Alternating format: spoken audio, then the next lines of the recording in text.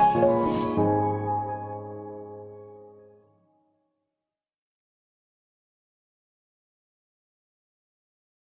Power के साथ आया है। कोई भी ऐसा वैसा आदमी धरती पे नहीं आता है।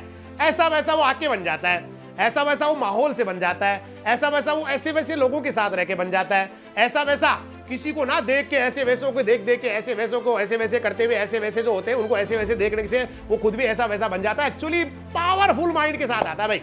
इतना शक्तिशाली दिमाग, कुछ भी कर दे, कुछ भी फाड़ दे, किसी को चीर दे, किसी को भी ना काट दे, किसी पहाड़ को काट दे, चोटी को चीर दे, ऐसा सुपर पावर यहाँ भरा पड़ा है। लेकिन कुछ लोग उसको समझ पा रहे हैं, कुछ लोग नहीं समझ पा रहे, और जो समझ पा रहे हैं वो दुनिया को चला रहे हैं भाई। वो हमारी तरह नहीं है कि भाई व्यवस्था हो गई, महीने की तनख्वाह आ गई, चल गया महीना, नहीं आई, छुट्टियां आ गई या कुछ और कारण हो गया, पैसा नहीं आया, जगह रुक गई हमारी जिंदगी। ऐसे नहीं होते हैं वो लोग धरती पे और एक्स्ट्रा नहीं आते भाई। धरती पे सभी लोग एक जैसे आते हैं। ऐसा कभी हुआ नहीं है कोई आदमी डायरेक्ट ऊपर से आके गिर गया हो, बोला ये तो ईश्वर है, ऐसा कभी नहीं हुआ। सारे इंसान एक जैसी प्रोसेस से गुजर के आते हैं। सभी जो है ना भाई, सभी जो है वो एक माँ के गर्भ से या कोख से जन्म लेते हैं। लेकिन कुछ लोग आने के सभी एक जैसे होते हैं भाई, जन्म के समय सारे एक जैसे होते हैं। लेकिन उसके बाद में आप कैसा माहौल मिल रहा है, कैसा अपने आप को मानते हैं, कितना अपने आप को खोज पाए, कैसे लोगों के बीच में, उससे आपकी जिंदगी चेंज होती है भाई। वहां से चेंज आता है आपके अंदर। तो हम लोग ना कुछ ज्यादातर लोग आपको ऐसे मिलेंगे जो रहते हैं ऐसे माहौल में, मैंने कहा ना ऐसे वैसे लोगों के साथ रहते तो ऐसे वैसे रह जाते हैं। और कुछ लोग जो है ना तूफानी बन जाते हैं। तो फर्क नहीं पड़ता ना भाई आज क्या है आपके पास, नो दैट डजंट मैटर, ये फर्क नहीं पड़ता आपके पास क्या है।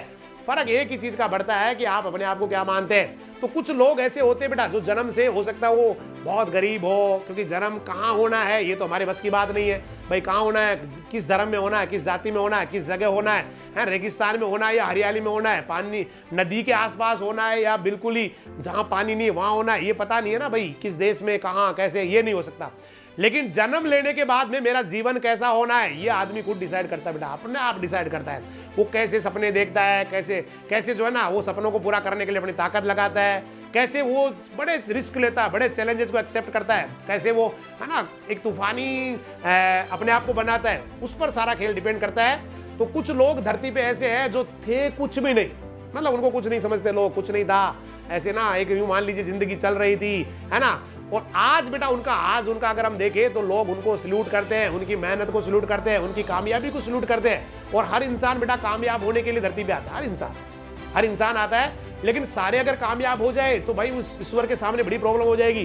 तो ईश्वर केवल उन्हीं को कामयाब करता है जो जिद्द पाल लेते हैं, जो जिंदगी में आगे बढ़ने के बारे में पागल हो जाते हैं, जिनको लगता है बाकी दुनिया बाकी सब चीजें गौण है, वो समझ जाते हैं सही समय पे।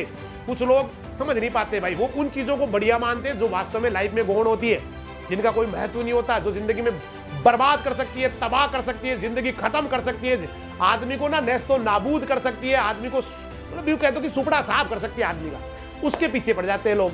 और उन चीजों को जो आदमी को आबाद कर सकती है, बुलंदी पे ले जा सकती है, राष्ट्र में दुनिया में इज्जत दिला सकती है, समाज में इज्जत दिला सकती है, परिवार को ऊपर उठा सकती है, परिवार के लिए जो है ना एक बहुत अच्छा जीवन दे सकती है, परिवार उनके ऊपर जो है ना बड़ा गर्व या फक्र कर सकता है, वो वाली चीजें जो है ना उनको गौण मान लेते हैं। और जो इनको गौण मान लेते हैं ना भाई, सफलता को गौण मान लेते हैं, फैमिली के लिए अच्छा करने को गौण मान लेते हैं, जिंदगी में आगे बढ़ने को गौण मान लेते हैं, एक दिन वो गौण हो जाते हैं बेटा, एक दिन वो इस दुनिया से गौण हो जाते हैं, एक दिन वो दुनिया से विदा हो जाते हैं, एक दिन वो दुनिया के लिए भले ही विदा ना हो। विदा होने से मेरा मतलब दुनिया छोड़ के जाने से नहीं है, विदा होने का मतलब वो समाज से बाइकाट हो जाते हैं, कोई नहीं पूछता। यहाँ बहुत आते हैं, बहुत जाते हैं, है ना। रेंग मतलब बहुत सारे लोग हैं मेरे जैसे, काफी लोग हैं तो धरती पे रेंगते हैं, मतलब उनकी कोई लाइफ नहीं होती, वो सुबह से शाम तक जो है ना संघर्ष करते हैं, जिस दिन करते हैं उस दिन उनका पेट भर जाता है, जिस दिन नहीं कर पाते उस दिन वो आधी खा के सो जाते हैं। ऐसे बहुत लोग मिलेंगे। लेकिन कुछ लोग ऐसे होते हैं जिनके पास है, भले उन्होंने पेट पहले भरा नहीं होगा, पहले भूख से जिंदगी जी होगी, खाने को कुछ रहा नहीं होगा, रहने को कुछ था नहीं उनके पास, लेकिन पागल बनता ना भाई। एक चीज थी जिद्दी। ऐसी बहुत सारी मूवीज भी आप लोगों ने देखी होगी बेटा, आप लोगों ने बहुत सारी मूवीज देखी होंगी जहां पर एक आदमी होता फुटपाथ पे, एक बच्चा होता फुटपाथ पे, उसके बाद उसके दिमाग में बैठ जाता है इस मुंबई का किंग बनूंगा, मुंबई का किंग कौन, और भैया वो बन जाता है। बिल्कुल सही है, ऐसे ही होता है दुनिया में, ऐसे ही होता है। जब लगता है कि मेरे पास खोने के लिए कुछ है ही नहीं, मेरे पास खोने के लिए कुछ है ही नहीं, पाने के लिए पूरी दुनिया है, पूरी दुनिया की समृद्धि है, पूरी दुनिया का सुख है, तो वहां पाने के लिए उसको लगता है खोने के लिए कुछ है नहीं, पाने के लिए तो अपार संभावना है, मैं कितना पा सकता हूं। मैं कितना सफल हो सकता हूँ। वो लोग भैया जो इस तरह से सोचते हैं और दिमाग में बैठ जाता है मुझे तो चैंपियन बनना है, चाहे कुछ भी करना पड़े, कितनी मेहनत करनी पड़े, रात को जगना पड़े, दिन में जगना पड़े, मतलब उसके बाद वो लोग जो पागल बन जाते हैं अपनी जिंदगी के प्रति, बेटा वही बनते हैं किंग, वही जीते हैं किंग साइज लाइफ, वही कहलाते हैं शहंशाह। और जो सोचते हैं कि नहीं मुझे तो आराम करना है, मेरे पास तो मोबाइल है, मैं तो आराम से जो है ना, टिकटॉक बैन हो गया कोई बात नहीं, यूट्यूब पे देख लूंगा, टिकटॉक वाले वीडियो आते हैं, फेसबुक पे देख लूंगा, उस पे भी आ जाते हैं, वो देख लूंगा, ये देख लूंगा, और अपना टाइम गया भाई। अपना टाइम आएगा ये तो कहने की बात ही नहीं रही ना, अपना टाइम तो जा रहा है, क्योंकि जिस समय आएगा उसके लिए तो आप कुछ कर ही नहीं रहे, उसके लिए भाई कीजिए। ऐसे तो मैं कह रहा हूँ ना, काफी सारे ऐसे एग्जाम्पल है दुनिया में, काफी सारे, और आज मैं ऐसे एक एग्जाम्पल के बारे में बात करूंगा। ओनली 50 रुपीज पर मंथ, एक दिन के नहीं, पूरे महीने की 50 रुपए इनकम थी, और आज वो हिंदुस्तान के तूफान है। और मैं बात कर रहा हूं अरोकियो स्वामी वेलुमणि, अरोकिया स्वामी साउथ के हैं, अरोकिया स्वामी वेलुमणि, और वो जुड़े हुए थायराइड डिसऑर्डर से जुड़े हुए टेस्ट की जो कंपनी है थायरोकेयर। आप लोगों ने कभी अखबार में देखा होगा, कभी आपने ना कहीं देखा होगा जहां पे होता है थायरोकेयर का ऐड आता है। थायरोकेयर कंपनी बहुत बड़ी कंपनी है भैया, और ये थायराइड जो डिसऑर्डर होता है, जो थायराइड का प्रॉब्लम होता है, उसका टेस्ट करने वाली कंपनी है थायरोकेयर, और उसके मालिक है अरोकिया स्वामी वेलुमणि। आयो अन्ना अरोकिया स्वामी वेलुमणि, जो कभी किसी जिंदगी में ये जानते भी नहीं थे थायराइड ग्रंथि होती कहाँ है। अगर उनको शुरू में पूछा जाता, जब उन्होंने ये शुरू नहीं किया उससे पहले, भाई थायराइड ग्रंथि कहाँ होती है, तो वो बोलते जी यहाँ होती है, इधर होती है थायराइड ग्रंथि, या पता नहीं कहाँ होती है, ये ऐसे बोला करते थे। थायराइड ग्रंथि शरीर में है कहाँ, जिस बंदे को ये नहीं पता वो बन गया हिंदुस्तान का सबसे बड़ी थायराइड कंपनी का मालिक, थायरोकेयर का मालिक। जब उनको पता लगा, जब उन्होंने शुरू किया, तो उन्होंने थायराइड बायोकेमिस्ट्री में पीएचडी कर ली। भाई एक बेहद साधारण परिवार में इनका जन्म हुआ वेलुमणि जी का, और जो भी हासिल किया वो अपने पागलपन से किया, मेहनत से किया, लगन से किया, और आज वो चलाते हैं 4300 करोड़ 4300 करोड़ की कंपनी।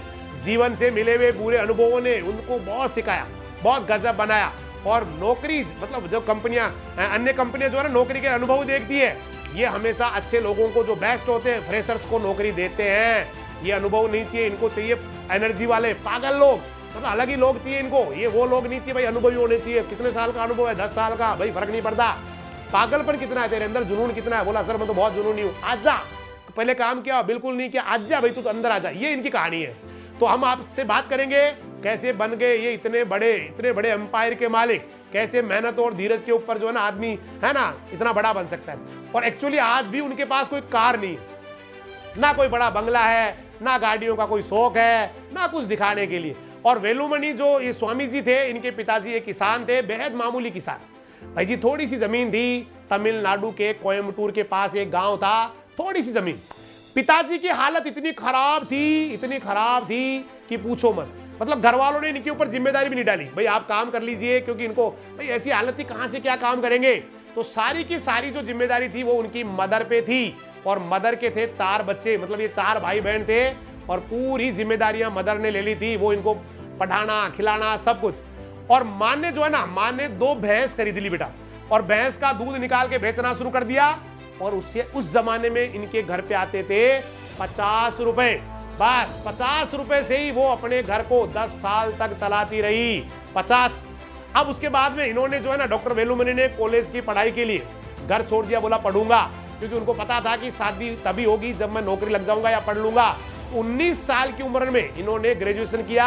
अब नौकरी की तलाश में भटकते रहे, लेकिन वो वक्त था नौकरी के लिए जो है ना अंग्रेजी जरूरी थी। हमने कई बार बात की, अंग्रेजी बड़ी दिक्कत रही अंग्रेजी वाले कई लोगों के साथ। तो वहां पर अंग्रेजी वाले लोग, तो इनको नौकरी नहीं मिल रही थी। तो लास्ट में कोयम्बटूर में एक कंपनी थी जहां उनको केमिस्ट की नौकरी मिल गई, और ये तनख्वाह इनको मिलने लगी थी 150 रुपए। मतलब 150 रुपए तनख्वाह मिल रही है महीने की। और उस 150 में से मम्मी, जो माँ, क्योंकि उनको पता था माँ कैसे संघर्ष कर रही है, कैसे अपनी जिंदगी काट रही है, कैसे परिवार को चला रही है, बस उसी माँ को, उनकी मेहनत और मजबूरी को समझते हुए ये उन 150 रुपए में से 100 रुपए माँ को भेज दिया करते थे। अब जिस कंपनी के लिए, जिस कंपनी में वो केमिस्ट थे, वो कंपनी बंद होने की कगार पे थी। तो इन्होंने क्या किया, जब पता लगा ये बंद होने वाली है, तो बंद होने का जब उनको आभास हो गया, तो उसके ठीक 1 महीने पहले इन्होंने रिजाइन कर दिया, इस्तीफा दे दिया, और ये आ गए मुंबई के भाभा एटॉमिक रिसर्च सेंटर में। और नौकरी के लिए आवेदन किया इन्होंने, और भाई साहब इनको नौकरी मिल गई, इनकी अर्जी जो है ना सब लग गई और नौकरी मिल गई। और यहां पर इनको मिलने लगे थे 800 रुपए। वैल्यू मनी जहां भी पहले काम करते थे वहां पर बहुत ज्यादा काम होता था, यहां पर काम भी कम था, 800 रुपए में मिल रहे थे। तो इन्होंने क्या किया, थोड़ा काम कम था तो उस एनर्जी को दूसरी साइड में लगाना शुरू कर दिया और बच्चों को ट्यूशन कराना शुरू कर दिया। तो यहां पर इनकी जो 800 रुपए मिल ही रहे थे, 800 एक्स्ट्रा ट्यूशन के मिलने लगे और 1600 रुपए इनको मिलने लगे। लेकिन मां को भूले नहीं थे, उन 1600 में से सीधे 1200 रुपए वो अपनी मां को भेज दिया करते थे और मां को झूठ बोल दिया कि मां ना मेरे को नौकरी मिल गई है 2000 की और 2000 में से मां मैं तेरे को भेज रहा हूं 1200 रुपए। एक्चुअली 800 रुपए उनको कम वो देती थी बाबा जो रिसर्च एटॉमिक रिसर्च था वहां से, और 800 रुपए इनकी ट्यूशन वाली कमाई थी। लेकिन वो मां को यही कहते रहे, झूठ बोलते रहे कि मां मेरे को नौकरी मिल गई है ना। और मैं वो इसलिए भाई मां मना नहीं करते कि इतने 800 रुपए की नौकरी क्यों कर रहा है, इसलिए वो 2000 की नौकरी बताते थे और उनमें से मां को भेज देते थे 1200 रुपए। 15 साल तक यही चलता रहा। लेकिन इसी दौरान इन्होंने पढ़ा के ट्यूशन कर करके और साथ साथ इतना पैसा जो उनके पास था उससे पीएचडी कर ली थी और अब ये बन गए थे डॉक्टर। अब इनको थायराइड का बहुत अनुभव हो गया था क्योंकि वहां पर थायराइड का उन्होंने काफी सारा देखा था। तो इन्होंने कहा यार थायराइड तो बड़ी मस्त चीज है भाई, थायराइड का टेस्ट जो है ना वहां लोग बहुत पैसे कमाते हैं, तो बाकी लोग कमा रहे तो मैं क्यों नहीं कमा सकता। और 1995 देखिए आप 1995 का साल इनके जीवन में तूफान लेके आया। एक नया हेजिटेशन, एक नया आंदोलन हेजिटेशन इनके जीवन में आ गया। ये रात रात भर बेचैन रहते थे, मुझे टेस्ट करने की है भाई, थायराइड टेस्ट की कंपनी खोलनी है, नींद नहीं आती थी पूरी पूरी रात।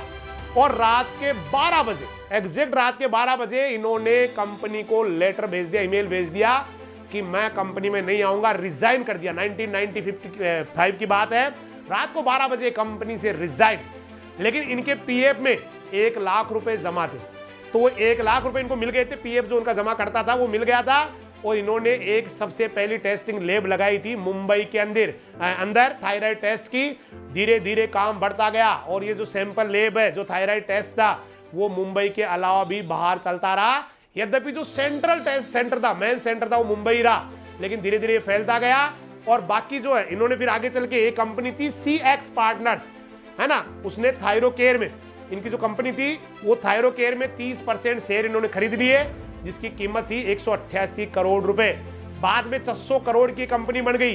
बाद में दूसरे लोगों ने इसमें इन्वेस्ट करना शुरू कर दिया थायरोकेयर में, और थायरोकेयर देखते ही देखते बन गई थी करोड़ों की नहीं स्टूडेंट्स, अरबों रुपए की कंपनी। और आज उन्हीं स्वामी जी की, वेलुमणि जी की, आरोग्य स्वामी जी जो थे, उनकी संपत्ति है 4300 करोड़ की। मतलब 50 रुपए जिनकी इनकम थी वो बन गए थे 4300 करोड़ की कंपनी के मालिक। इसीलिए भाई साहब जो कुछ है आपके अंदर है, जो चाहे वो कर सकते हैं, चाहे जहां पहुंच सकते हैं दुनिया में, जो चाहे वो पा सकते हैं। बस उसके लिए हौसला चाहिए और नींद नहीं आनी चाहिए। रात में 12 बजे रिजाइन करने की हिम्मत भी चाहिए। हर कोई हिम्मत नहीं कर पाता है, हर कोई मुनीम बना रहना चाहता है जिंदगी में, हर कोई जो है ना सेठ बनने के लिए इतनी साहस नहीं जुटा पाता है, इतना रिस्क नहीं ले पाता है। लेकिन ये थे पागल, ये थे जिंदगी में कुछ करने वाले, जिंदगी में आगे बढ़ने वाले, और वो कर गए जिसके लिए एक आम आदमी केवल सोचता ही रह जाता है।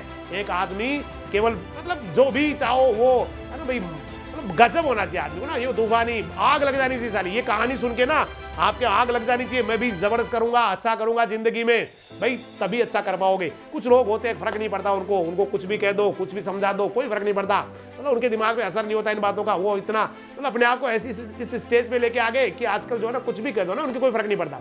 उनके तो कुछ होना नहीं है, लेकिन कुछ आप में ज्यादातर बच्चे ऐसे हैं जिनको भूख है बेटा सफल होने की, जो जिंदगी में वास्तव में जिंदगी को समझना चाहते हैं, जो जिंदगी को जानना चाहते हैं, जो जिंदगी में जाना चाहते हैं, आगे सफल होना चाहते हैं, उनके लिए बेटा एक बड़ी मिसाल है।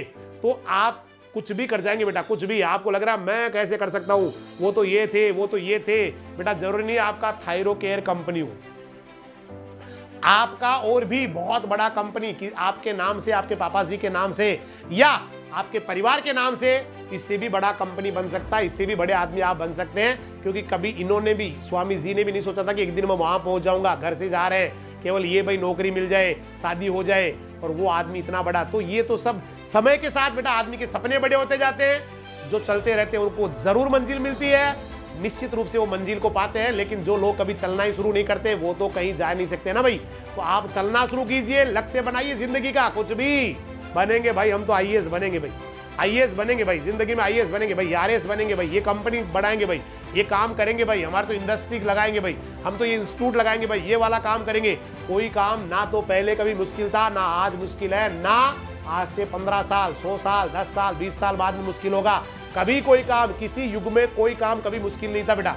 अगर दुनिया में किसी एक आदमी ने वो काम किया ना भाई, तो उस काम को बेटा आप भी कर सकते हैं। और जिसको नहीं किया है ना भाई किसी ने, उसको भी आप कर सकते हैं। क्योंकि बहुत सारे ऐसे लोग हैं जिन्होंने वो काम किया जो उनसे पहले किसी ने नहीं किया था। इसका मतलब आप चाहे जो कर सकते हैं, चाहे जहां जा सकते हैं, चाहे जैसे तूफान बन सकते हैं। जिंदगी आपकी है, सपने आपके हैं, बढ़ना आपको है, जीना आपको है, एंजॉय भी अपने लाइफ को आपका करना है। और जीवन के दुख भी आपको झेलने हैं, दुख बांटने भी कोई नहीं आना है। और एंजॉय में हो सकता है 2-4 लोग आपके साथ जुड़ जाए, लेकिन दुख में तो कोई नहीं आना है। जिंदगी आपकी है, फैसला आपका है, जीवन आपका है, हिंदुस्तान भी बेटा आपका है। हिंदुस्तान आपको बड़ी उम्मीद से देख रहा है। हिंदुस्तान बड़ी एक बहुत ही फ्यूचरिस्टिक से ऑप्टिमाइजेशन के साथ आपको दे रहा है, आशावादी नजरों से आपको पूरा हिंदुस्तान देख रहा है, हिंदुस्तान के लोग देख रहे हैं। इसलिए जीवन में आगे बढ़ना है, जीवन में अच्छा करना है। पागल बन जाइए, लक्ष्य बना लीजिए, चल पड़िए। मंजिल आपकी इंतजार कर रही है, मंजिल आपका वेट कर रही है, आपको मिलने वाली है। तो इसी तरह से लगातार सुबह 5:30 मोटिवेशन, 8 बजे बायोलॉजी, 10 बजे केमिस्ट्री, 12 बजे फिजिक्स, 2 बजे मैथमेटिक्स, 4 बजे प्लांट ब्रीडिंग, 6 बजे फिर एग्रीकल्चर, 5:30, 6:30 टेस्ट, 7:30 से फिर मैं यहाँ के बैठूंगा कल फिर से। तब तक के लिए सभी को बोलूंगा नमस्कार, जय हिंद, जय राजधानी, सत श्री अकाल, सब्बा खैर, वाहे गुरु दी फतेह, खुदा हाफिज, अल्लाह हाफिज, राम राम साहब।